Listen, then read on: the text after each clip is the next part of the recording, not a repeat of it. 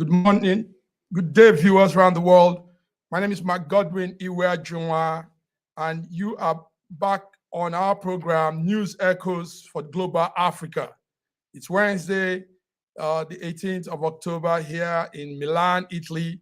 And joining me from Toronto, Canada is my coordinator, brother, and friend, Sir George Chukwu. You're welcome, Sir George.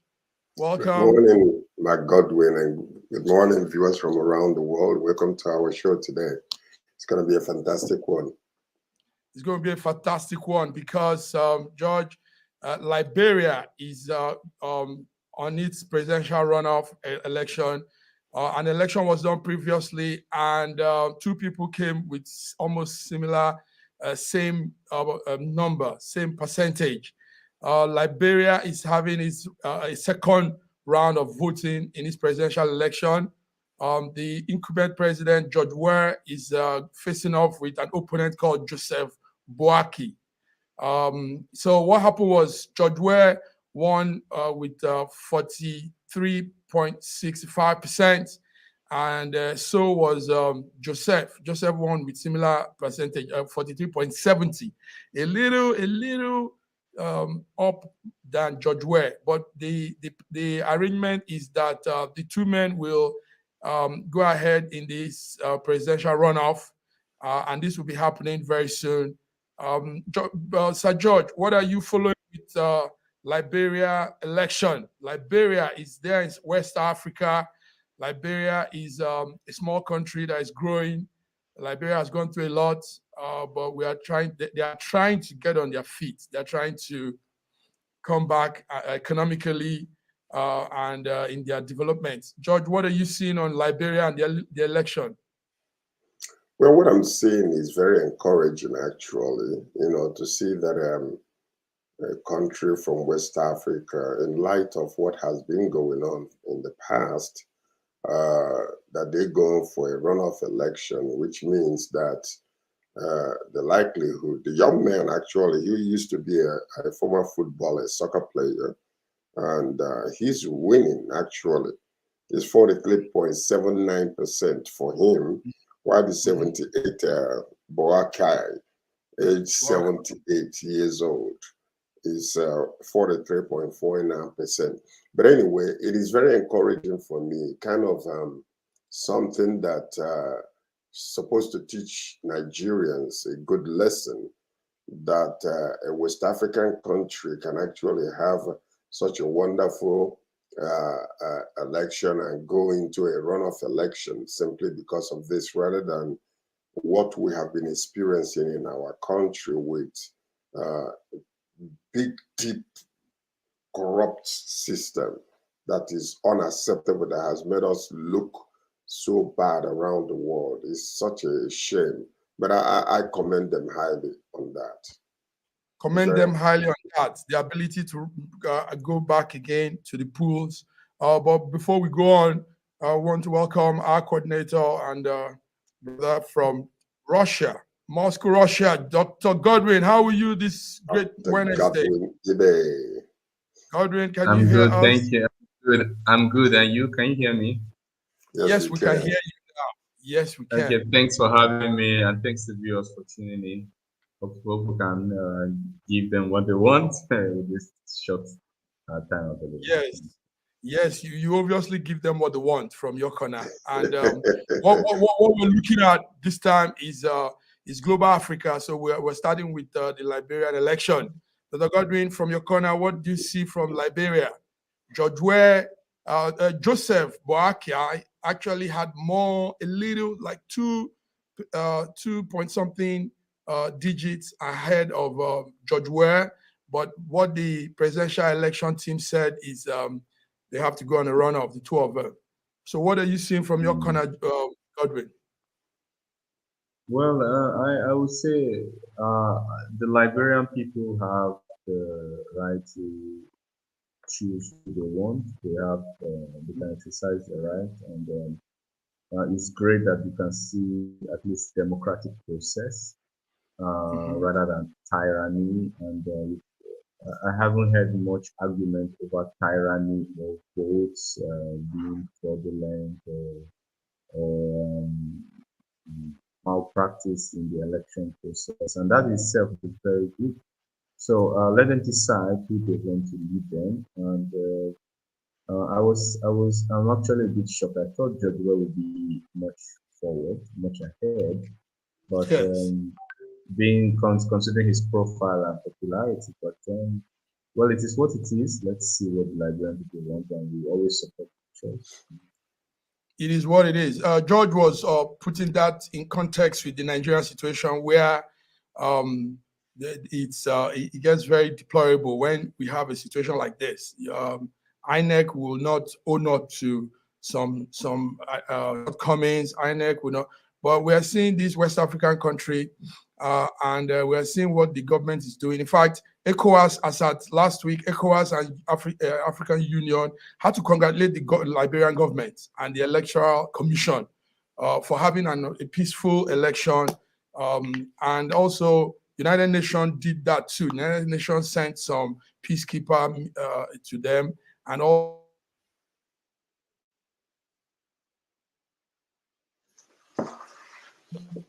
them for relate this to when we relate this to Nigeria. George, I want you to come up with that again, what you said earlier. Yes? Well, you see, okay, when you look at the image of this whole entire thing, okay, what we see here is the young man, 57 years old. He won the election a few years ago, over his opponent now. But because of Liberians are accusing him of not fulfilling his promises, therefore, as popular as he was among youths, among young people, now he is facing these challenges, and it's intense. That the possibility that his opponent might win if they do a runoff election, because he's not very popular because of breaking promises. So, but you see, the clean way that Liberians are looking at their own, the presidential candidates, when somebody does not fulfill their promises, now they have to give a run for their money. But compare that to what is happening in our own country.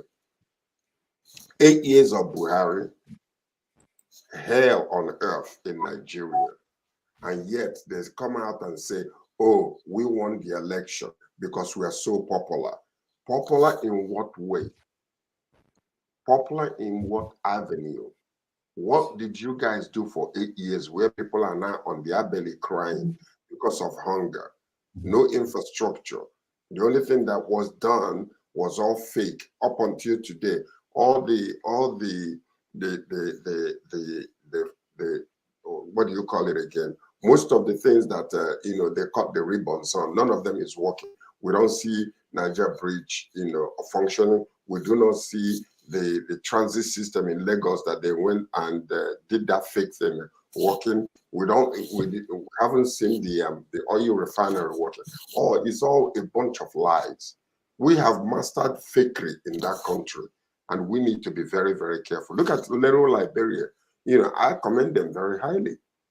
And in spite of all that has happened in the past with their politics and everything, they have actually graduated to the point where they can have a civil election and going into runoff. Shame on Nigeria. Godwin, thank you, Sir George. You said it as it is. You're speaking from your heart. Dr. Godwin, Liberia and compared to Nigeria, how do you see this? I mean, this election, we're using the election as our. I don't want to dwell too much on our elections because it's over. Well, we still have court cases here and there with certificate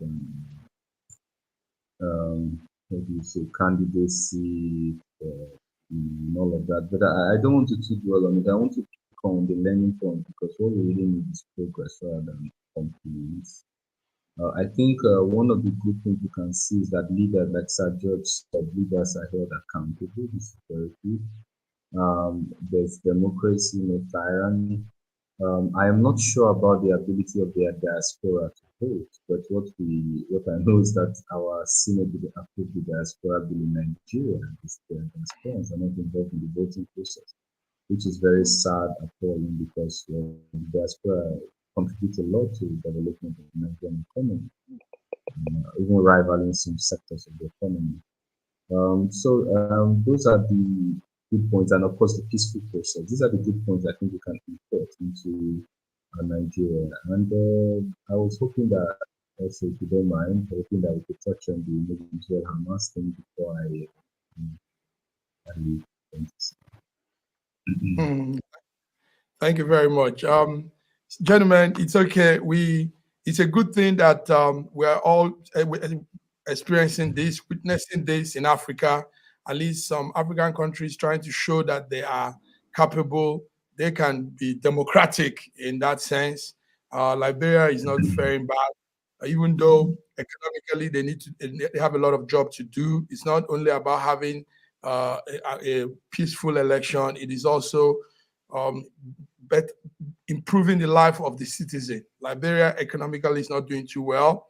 Also, take note that there are too many situations that are caught up there. One is the AIDS, HIV case. It's one of the highest in that part of Africa. Also, we have issues of them not managing their resources very well. Liberia is blessed with some resources, but it's still not being managed well. You have thieves, people digging mines, doing things, just going about all illegal resource sales and distribution. Okay, gentlemen, thank you very much. We move on. I want us to look a little on the Hamas attack and the Israel airstrikes. What update do you have, George? How do you see what is happening? What's new? This morning, actually, the United States President Biden is in Israel. I think he left last night, Europe time. The United States Secretary of State said the president will be in Israel, even though on a very unusual visit. This is coming at a time when Hamas has almost massacred 1,300 people from Israel, and Israel has also done worse damage than we see.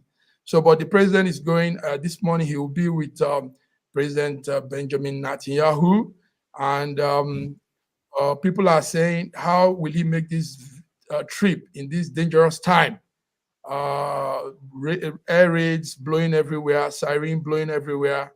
How will the president of the United States make this trip? So, anyway, guys, what are you seeing? What's your update on the Israel-Palestine situation? Go ahead. Yes, Go ahead. God. yeah, you forgot to mention our President Vladimir Putin is in China as well. He met there with also Viktor Orban of Hungary, and obviously one of the topics of discussion will be the problem in Gaza Strip. And we should understand that atrocities have occurred on both sides, and no matter how much the emotional currency being used by mentioning women, children, disabled babies, incubators. No matter the kind of emotional term you use, the fact on the ground remains that people are dying on both sides, and the death toll on the Palestinians are much more, like you rightly said. But the thing that is important to note is that the ground invasion that Israel is suggesting is even much more bloody. It's unprecedented. You understand, like any loss you are trying to prevent before, you will not prevent it again.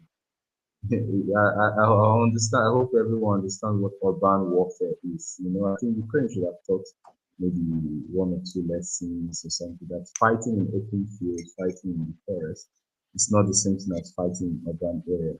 And there's no all bets will be off. It will be so unimaginable. And then also to bring in sympathy from people escalate to global war, because will bring in the sympathy of all the other Arab nations. And there are also a lot of geopolitical twists, just like the US is helping an enemy, rather, US is helping a opposition. Now, I don't want to use the word enemy because Ukraine isn't really an enemy to Russia. It's just the political elites. The people themselves are not. But the US is supporting its side against Russia, and Russia would, while staying clear of or professing to stay clear of it, obviously. So a lot of people will be pushing, well, this is an opportunity to also support whoever is against, the other side, I'm not saying that they are doing it, but I'm saying that even Blinken has said that there's no evidence of Iran, Russia doing this. Russia has tried as much as possible to show, to say and show that it's neutral. But where we understand that President Putin has also said that it's unfair that the state of Palestine has not been created since 1967, despite numerous promises for this to occur. And a lot of people have said that Iran did this because of the Abraham's Accord. Well, everyone has said there's no evidence that Iran did this. But then we can also say that Iran was not carried along in the Abraham Accord deal that was between Saudi Arabia and Israel. And mostly you should understand that in geopolitics, everybody matters. Yeah? There are different power centers. Iran, whether you like them or you hate them, they have very powerful friends. Very powerful friends. And they can really make life miserable. Saudi Arabia thought that the US would protect us until Hezbollah entered Liberia. And then they understand that there's no patriot missile that can save you. When they decide to go all in on an attack, you will definitely suffer some casualties. So basically, you have to recognize some power centers and be able to understand their interests, strategic interests, and forge a kind of power play of diplomacy with these people so that we can achieve the work that we desire. Obviously, I condemn all atrocities on both sides. I condemn any ground offensive. I hope it won't happen. And I hope that Palestine will get a state of their own, and then the two-state solution will finally come into play. Thank you very much. George, Biden's visit will be a very significant display of U.S. solidarity for its key Middle East partner, Israel. Israel has responded by tightening its blockade of Hamas ruled Gaza, limiting fuel entry, limiting water, stopping water and electricity, and pounding the territory with airstrikes. These airstrikes is killing thousands of Palestinians, displacing hundreds of thousands of people. George, how do you see this all playing? Do we have rescue soon? Will there be a stop to all of this unnecessary human waste? Well, it's very, very unfortunate on both sides. Usually, I would have said, based on what took place, that if Israel was the aggressor to begin with, I would have started blaming them. But this time, it's almost like a defense mechanism that they're using, because Hamas penetrated into this area, into Palestine, and was able to put together, this attack without any Israeli knowing about it, which means that Hamas and Palestinians were in cahoots over this. So now what you're seeing yesterday... But the Hamas Palestinian government on Monday came out and said, I think that was on Sunday night, and said, we even said this on this page last week, that they have nothing to do with Hamas. Hamas took his own decision. It's a pity now the repercussion is coming on everybody. But they've distanced themselves from Hamas. The truth of the matter is, whether you like it or not, it's easier said than done. Because when you think about it, the hold that was dug from Hamas in order to enter Israel and every strategic move they were making. Don't tell me that nobody in the officials knew what was going on. They were blinded to it. And this is what, you have to think about it strategically, politically, and otherwise, because from the military standpoint, there is no way they will enter into Palestine and then put all these things together without anybody knowing about it. That's number one. It's just like yesterday, what happened when the hospital was attacked. There is blame on both sides. Benjamin Netanyahu is saying that we are not the one that did it, that it was another faction that actually bombed that place in order to blame Israel. So I don't even know. And the people from, remember, Biden was supposed to meet with the Palestinian leader, which was cancelled simply because of the hospital bombing. But, just like Dr. Ibe said, the point is, innocent lives are being lost. Blood is being shed. Kids, young people are dying. So something needs to be done, and it needs to be done quickly.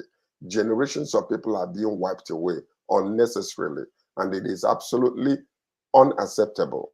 So whatever that needs to be done quickly, and let there be a ceasefire.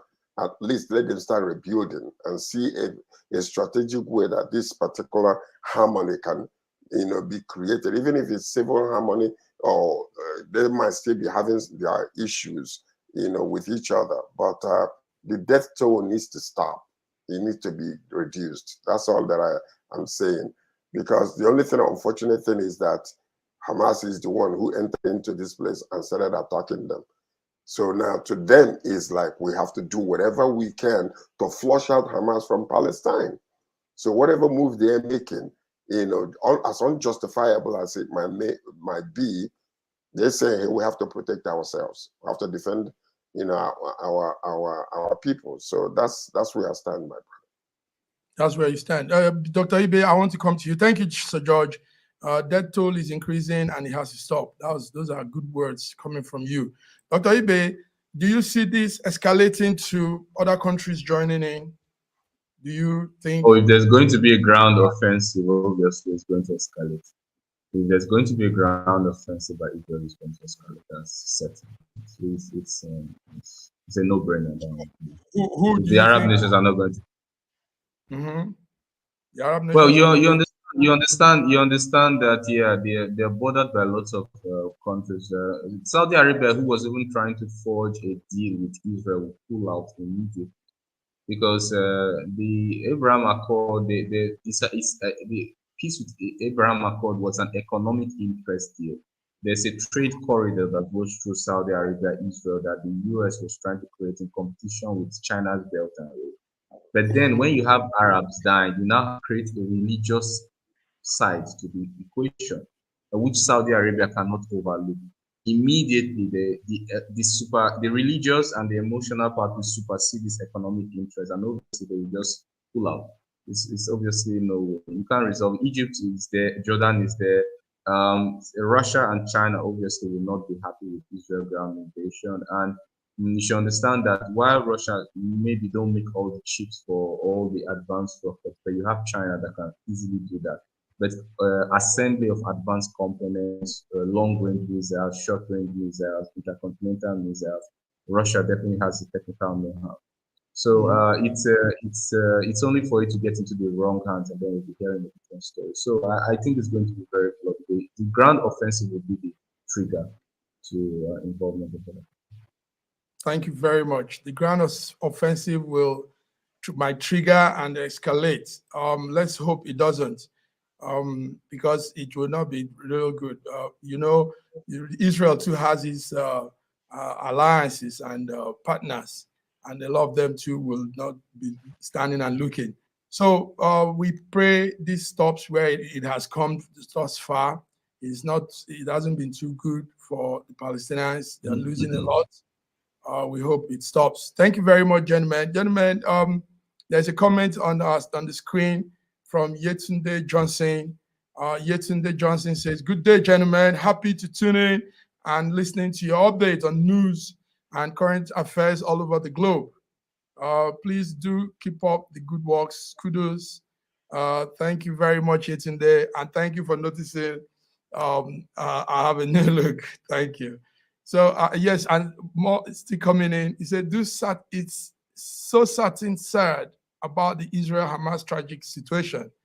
I'm even so emotional on turning to news and hearing of wasted lives, especially children and the elderly. May God step into this. Amen. We hope something be done, because I mean, these lives are not what's going. These lives are not what we don't need people dying. Even when our Lord Jesus Christ came, he didn't come with any arms. He wasn't killing anybody. He came in peace.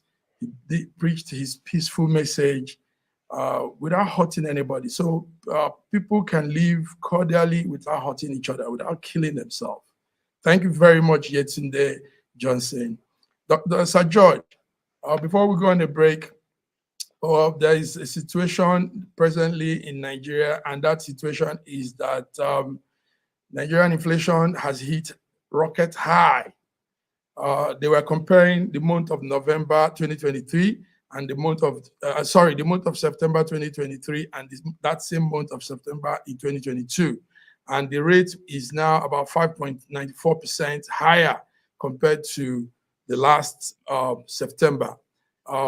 Now, that means that things are really getting out of shape economically. Inflation is biting in Africa's biggest country, Nigeria, and is rising to double digits, like they said.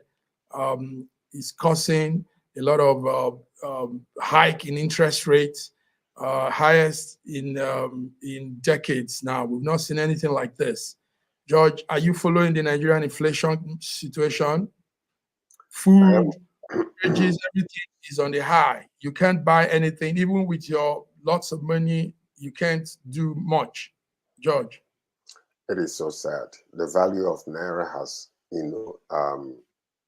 has dropped so drastically that even if you had $1 million Naira a year ago, right now, it's not able to do anything for you. And like you said, sometimes when you face reality, it is good for you to put up a constructive a pathway to recover yourself. But what we have found is that, they're trying to find ways of masking the injury and the wound that is on Nigerian economy by trying to find the avenues of changing the narratives and changing the conversation rather than using the proper analysis of economic infrastructure and statistical analysis. They want to invent and put something else to make themselves look good. It is so sad that in our country, what is happening right now is a lot of lies, and people are not foolish. They are not stupid. We have a lot of educated Nigerians today that are seeing the reality before their faces. But you want to sound good, you want to look good, and it's all nothing. It's a cosmetic veil economy. That's what I call it in Nigeria, because the suffering is real. People are dying daily from hunger. There is nothing that is, if you put your house in order, then you can start talking about, look at what is going on. The president is going all around the world with a village of people called politicians, spending 390 million Naira, whatever, in hotel bills. The 2 trips is taken already. It's almost a billion Naira. For what purpose? You're looking for business, but your house is on fire, and you're looking for businesses outside. When you come back and take care of your home and bring peace in your home, build roads, put security back, bring light, then you can see people come to invest. Don't do all this cosmetic veil nonsense that is happening. They're masking everything with bandage. It doesn't make any sense whatsoever. Something needs to be done in that country, and it needs to be done quick, because people are dying. Do you know that it is likely that the people that are dying in Nigeria is more than people that died between Hamas and Israel in this war that they're having? Oh, yes, because there is no statistical way of analyzing the people that died of hunger, the people that might be killing themselves in that country. If you ask them, they will give you a fake number.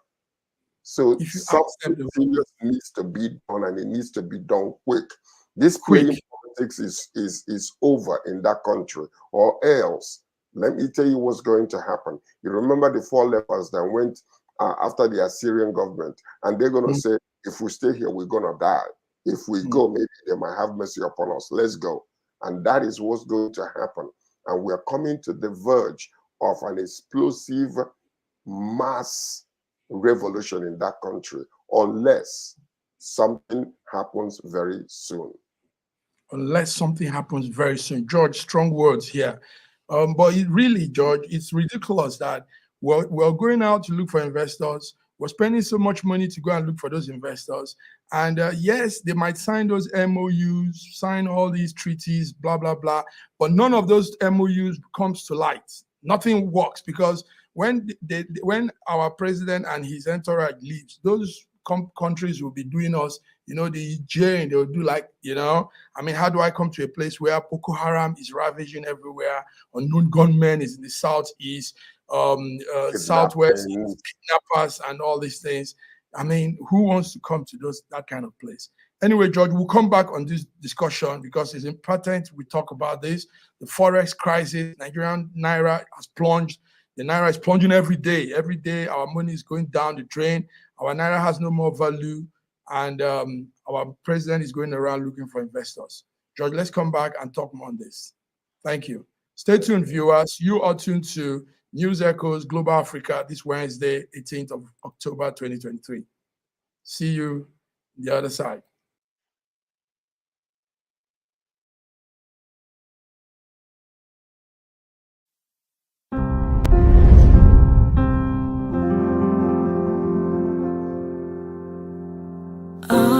Arise, O compatriots, Nigeria's call, obey, to serve our fatherland with love and strength and faith. The labor of our heroes past shall never be in vain, to serve with heart and might one nation bound in freedom,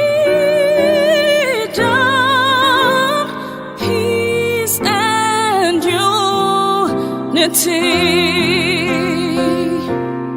O God of creation,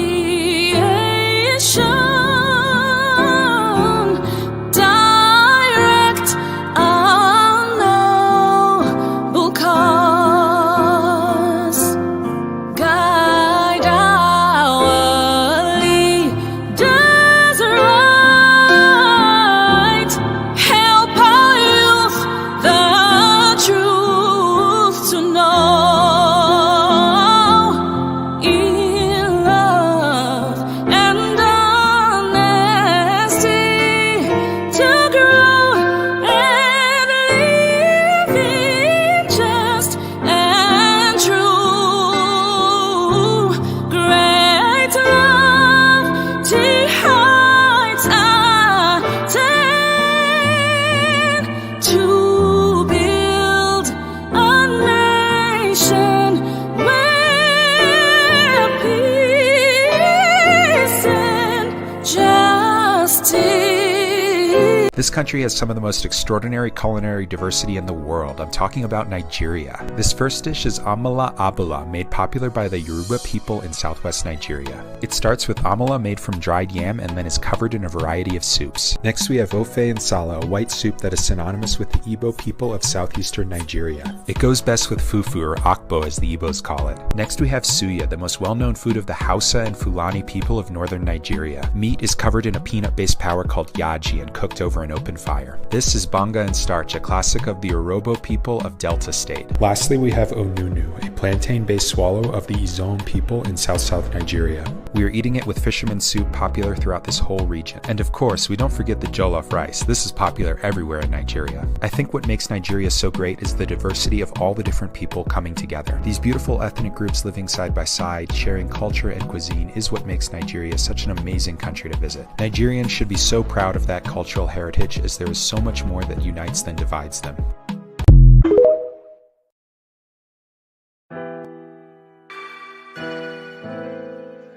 Schengen Story magazine is an African international bi-monthly magazine based in Milan, Italy, and founded in 2016. The publication focuses on personalities, fashion, style, entrepreneurship, and culture for Africans. Though articles on food, movies, fitness, music, travel, sports, technology, and books are also featured. Our lives full of best stories. A lot can happen in a month. Expand your mind, change your world. Get Schengen Story magazine's full editions. Celebrating Africans make an impact. Read better, the inside story. Your fashion magazine for a better lifestyle. Inspiring stories for you. Your monthly dose of entertainment. A better mind keeping you updated. Hashtag Schengen Story magazine. Get Schengen Story magazine full editions.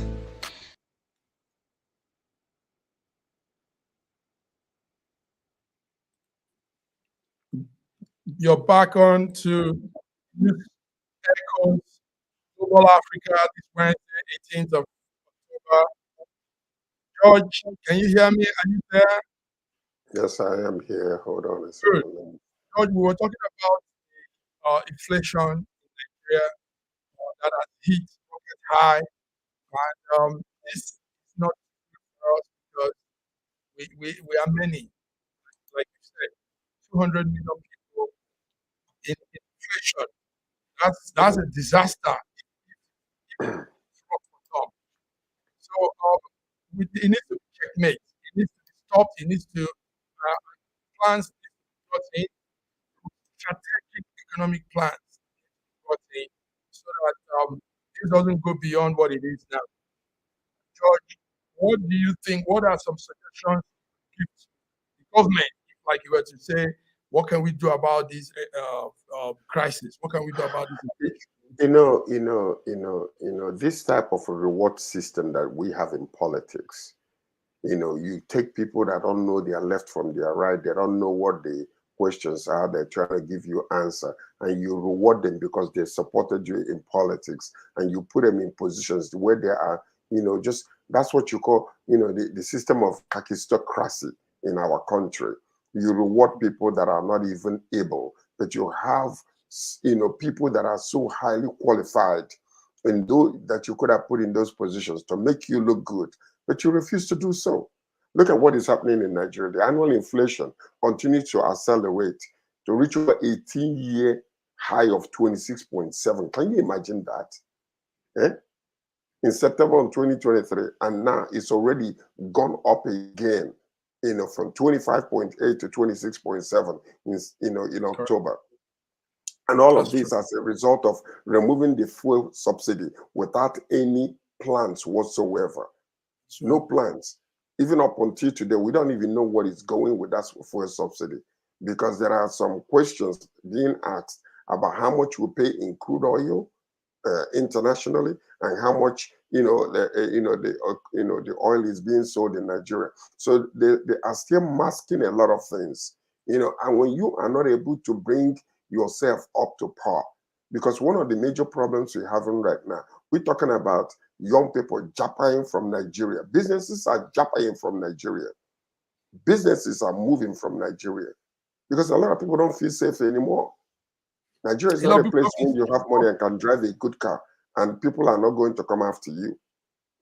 So Naira is falling on its belly, and there are no manufacturing businesses, in Nigeria. The ones that are there are no lights, no, transportation logistics to move goods around the nation, and there is no type of incentive to, for people to begin to manufacture some goods in Nigeria and ship it outside. So how are you going to be able to do this? All we've been doing is with the World Bank, we are borrowing from, African Bank, and we're borrowing from, the World Bank, and increasing our debt ratio. Can we have trillions of dollars, trillions of Naira already in debt, and we are still borrowing in order to survive. And what is it that we are doing to sustain those loans? What is it that we are doing? Because so far, what we are seeing in that country, what we are borrowing, we are unable to pay. And sometimes the money we are borrowing, we're using it to service those loans. It's not even touching where it's supposed to. This is what we're seeing. Wow. It is such on top of this, on top of this, George, security of lives and property is an issue. Corruption is an issue. People are, like you said, poverty, squalor. I mean, all kinds of negative things are happening. Unemployment. Can you imagine how much money they are spending in buying vehicles for politicians? Can you just imagine that? You had the news. What we are seeing is the leader in Abuja, FST. He's there cooking food, with politicians and showing off that he is a master chef, rather than trying to find a way to change the economy. Hunger, people that are dying of hunger are watching these things. Are you mocking them? You know how they cook. Tell us what you can do to turn the economy around, not bringing a bunch of idiots, together with yourself, and you're cooking for them, and you call that politics. That's so stupid. Okay, we want chokers. It's annoyed. It's very annoying. I apologize to the public for latching out this way. I do apologize, but some of these things, it's just almost like you have people that are dying. People are losing their businesses daily. People are not able to afford to buy. Nobody is talking about 3 square meal anymore in Nigeria. It's only they are lucky when they eat one time. And you're taking thousands of people, hundreds of people traveling abroad, and do you know, George, do you know it is this whole insecurity, poverty, corruption, all these things that is now increasing in what we see, this crime and terrorists and all this, because young men don't have anything to do, no job, no money, no food, they can't take care of themselves and family. So they resort to going into crime, they resort to becoming terrorists, bandits, unknown gunmen, Boko Haram. I mean, that's the easy way out for them. That's how they see it. But and the what government do you expect them to do? You go to university, you finish school, at the age of 35, you're still living in your parents' house. Who does that? I mean, seriously, these are intelligent people. There are no infrastructure for them. There are no jobs for them. Look at India. India, a few years ago, they used to jump out to Nigeria to come and get jobs. Today, look at India, an international world power. Yeah. They have already gone to the moon, and we're here still, playing with our little politics and stuff like that, and then taking all these inefficient people that concentrate only on finding ways of, stealing money. I haven't seen anything good come from so far since the election took place. It's almost going to how many days now? How many months since they were elected? We're still dancing around, playing with our head and our tail. That's not politics. That's not governance. That's not governance. No, it is not. I am sorry. It is sad, Doc. Yes, the inflation is high. Our Forex is gone off. Naira is nothing. Naira is mere paper now. You have 1 Naira, you have 1,000 Naira is like nothing. So, George, it's a sad situation. It is. We don't know what. I want to ask you, because when we're talking about this, you cannot even imagine the pain. Let's just say that a young, somebody is saving up a little money. Okay, maybe they have amassed like maybe 25,000 or 50,000 Naira because they want to use it to, invest or do something else or to buy something. All of a sudden, the value of the money is gone nowhere. That money cannot even feed them, talk less of what they're investing it for. So tell me, what incentive will foreigners or even people like us that are outside of the country, what incentive do we have to bring any type of money to invest in that country or to leave Naira in banks? Because if you are not sure what is going to happen tomorrow with Naira dipping, losing value every day. I know how many friends of mine that are here that do business in Nigeria, they are stuck right now because their money is in Nigeria and it has no value. And they don't want to bring it here because they bring it here is less than half of what they invested in. So you talk about international business.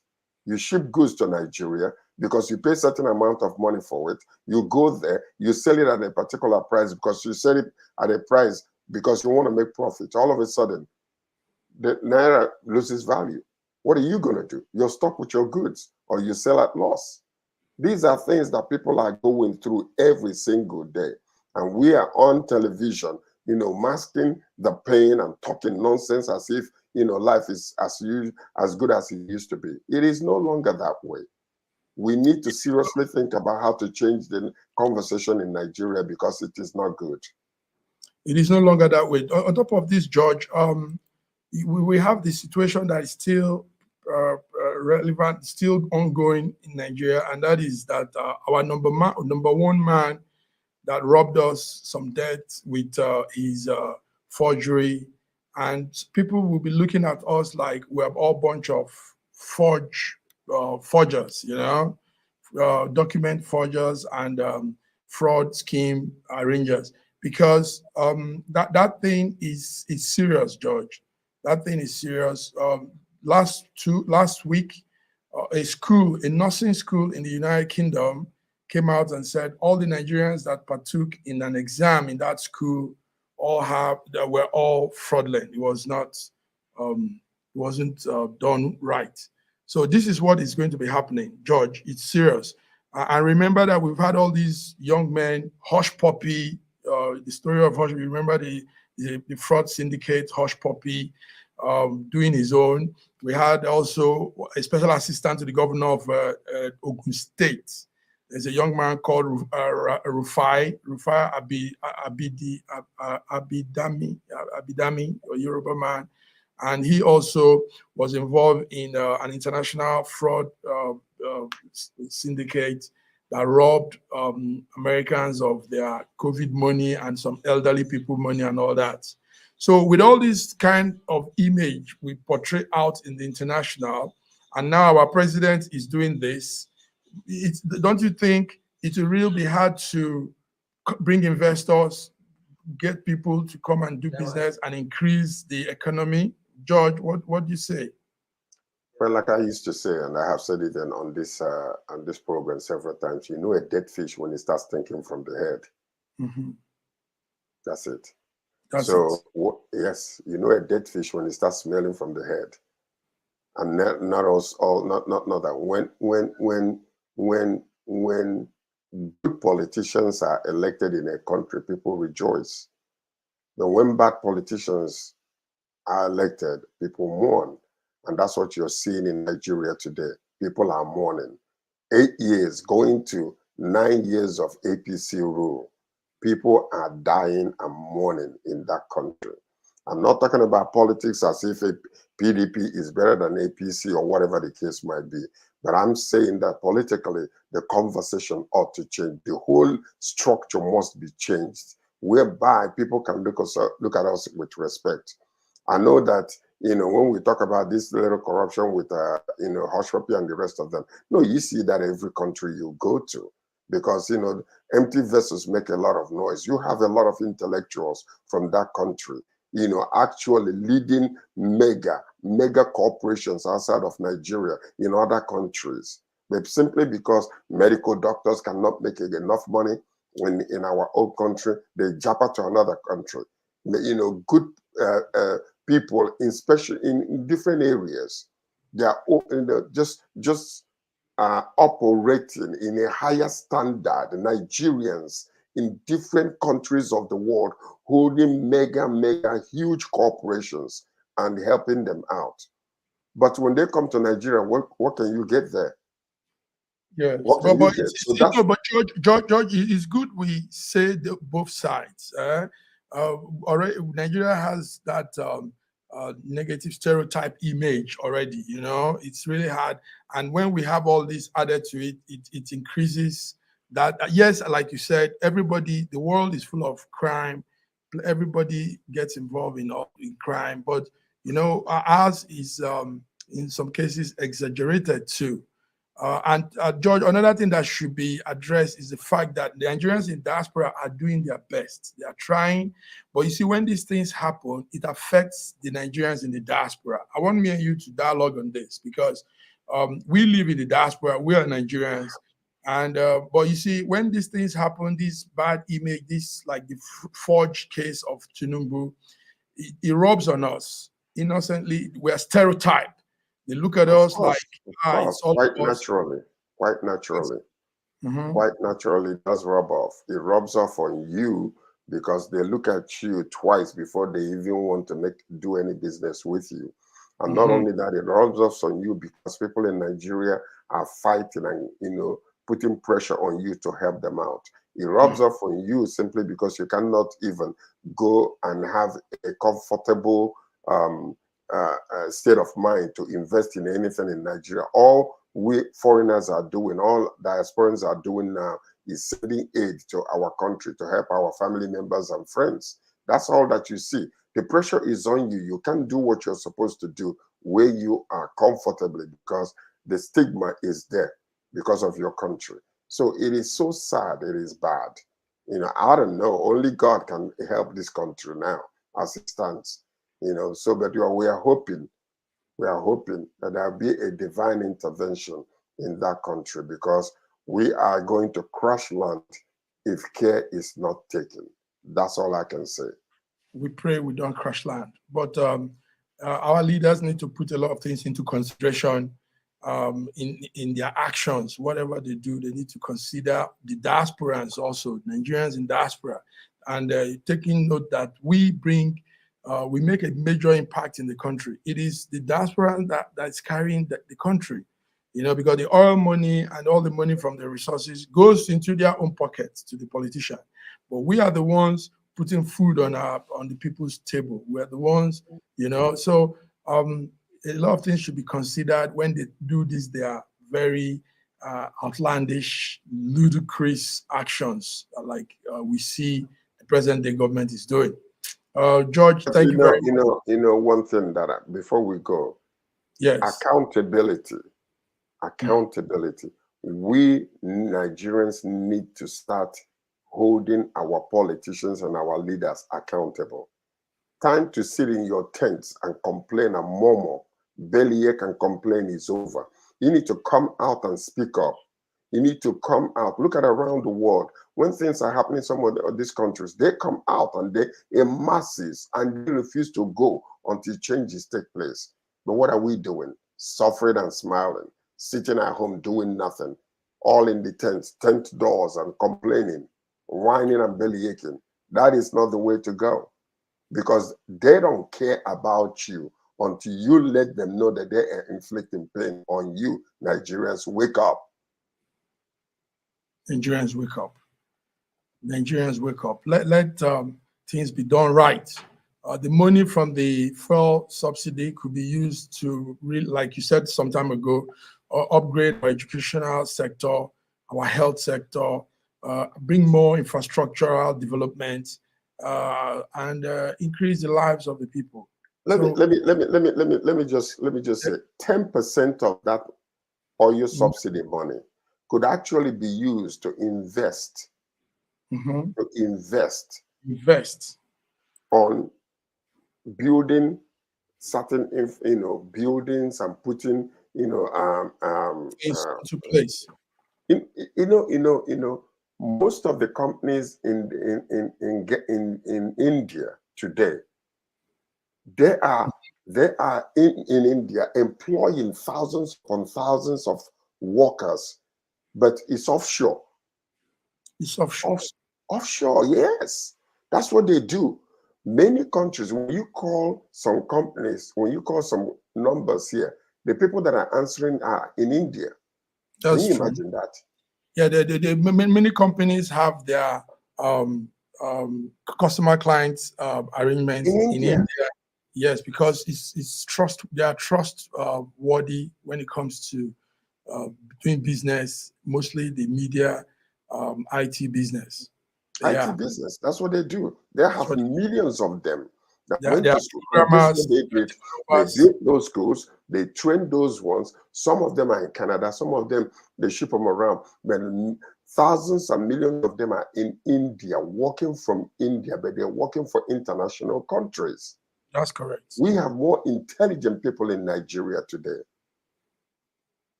We can harvest. We don't have electricity. But We can't have you can't build a media customer service facility in Nigeria because you need steady light, you need electricity, you need steady But we flow. have other sources of light, though. Yes, no, you also need your packet flow of your communication to run smooth. Somebody can be calling and you have that baby off and on. It doesn't come, it doesn't go, and all that. So, well, these are the serious issues that should be addressed, and it's sad that the government is not really talking this. We're saying something else. Anyway, George, it's been wonderful having this conversation with you. We took it away from our regular news update, and we got into matters from the heart. Yes, matters from the heart, and I want to thank you for saying it just as it is. Our viewers around the world, thank you. This is News Echoes Global Africa, Wednesday, 18th, 2023. And George and I have put some things to light. George, before we go, there's something that happened, and because I love that part of that sector, the game sector. So there's a game we play. It's a global game. Everybody knows it. It's called Minecraft. Minecraft is a game. It's popular around the world. Yesterday, Minecraft surpassed millions of copies sold worldwide. Minecraft is a game where you build some caricature-like things and put them together and use it to do things. So it's for developers. It's moving very fast. Yesterday, Minecraft broke the record. So in the world of gaming, it's now a record breaker. Minecraft is the number one. Then you also have one other game called the Grand Theft Auto, and you have other ones, the PlayStation, the Xbox, and all that. So for you gamers out there, you listening to us, I want to say kudos to Minecraft and the company. It has become the number one gaming station in the world. George, what do you have to say again before we go? We're almost up. The time is. I'm not well versed in Minecraft. Yes, I know. It's okay. No, but any other thing? It's an acquired taste. Yes, no, everybody with their taste. So what do you have? What else can you add to what we've said, in all of what we've said? Well, I just want to encourage Nigerians. There are some people that are in our country today that might be going through some situations and they don't seem to see any light of day or any light at the end of the tunnel. Sometimes crisis can bring about inventions. I remember, my father used to tell me during the Nigerian Biafra War how they were able to, bring about using, other alternative sources of fuel. They were doing it with palm kernel. They were doing a lot of things. So this is really the time when many people that cannot jump up from Nigeria can begin to see what they can start doing or invent. Because if you go to Ghana today, let me tell you something. Here in Canada, most of the goods that are packaged and sent from abroad come from Ghana. That's correct. They package all kinds of things and they send it here. So now this is that time where young people can use their bright minds to begin to, just bring new inventions. There are so many of them that they can do and to survive. So that's what I can tell them. because That's out of adversity can come greatness again. great, James. Thank you, George. George, you awesome. Thank you, viewers. Thank you. We are happy you were connected with us. Today, News Echo Global Africa, George and I have taken it through. So till we come again Friday, stay blessed. Have a beautiful week. Thank you, George.